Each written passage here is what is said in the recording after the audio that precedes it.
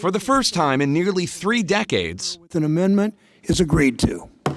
Congress has passed a major gun safety bill with bipartisan support. I would argue it will save thousands of lives. We're considering a bipartisan bill that will make our country safer without making it any less free. This is the sweet spot.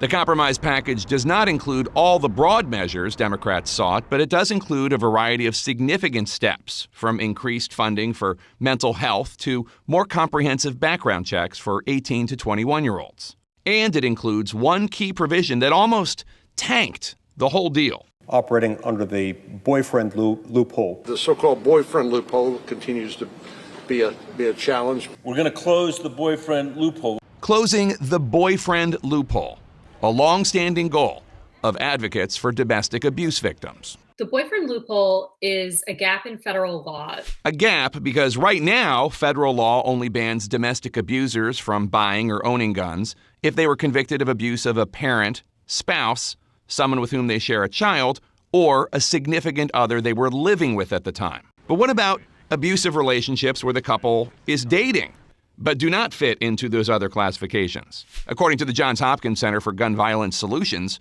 partner homicides drop 13% when protective orders cover dating partners.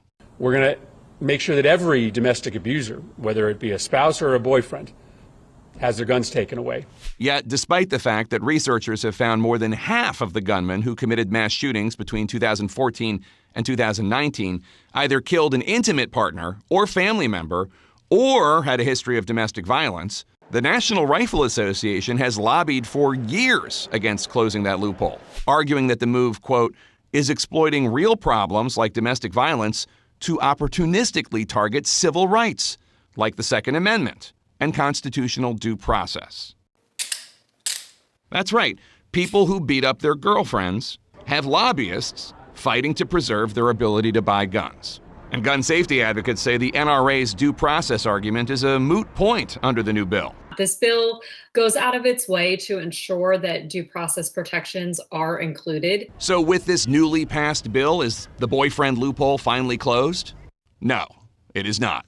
They went a long way toward addressing it, but it only includes people that have been convicted of a misdemeanor crime of domestic violence. So domestic abusers of a girlfriend or a boyfriend will only have to relinquish their guns if they are convicted of a misdemeanor, which means victims who have taken one of the first steps of getting a restraining order will still have to live knowing their abusers could be fully armed. These are obviously extremely dangerous individuals, but unfortunately it does not include those who have been served with a domestic violence restraining order. That moment when somebody, a victim of domestic violence, goes to seek a restraining order is often the most dangerous time for that individual. And perhaps most significantly, this bill only applies to folks who beat their girlfriends after President Biden signs it into law.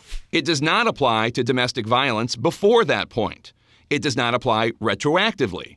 And unlike in Florida, where abusers have to prove they're now safe and got their act together, this law has an automatic restoration of all firearms rights after 5 years for one-time offenders. All of which is a win for the NRA, according to the lead Republican negotiator on the bill, Texas Senator John Cornyn, who touted these limitations and others to a room full of his GOP colleagues. Most of his Republican Senate colleagues and the gun groups lobbying for the girlfriend beaters, they still oppose the bill anyway. I think we've threaded the needle away in a way that protects the right of law-abiding citizens, but tries to get at the root of the problem that produced this shooting in Uvalde and has produced similar shooting elsewhere, and I think ultimately will save lives, and to me that's the ultimate test.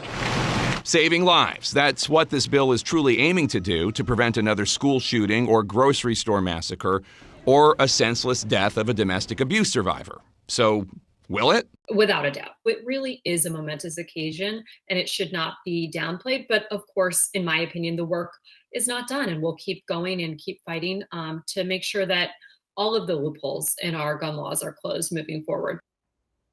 According to Everytown for Gun Safety, which is a nonprofit that advocates for stricter gun restrictions, 19 states have already implemented similar provisions to prohibit those convicted of abusing their current and former dating partners from having a gun.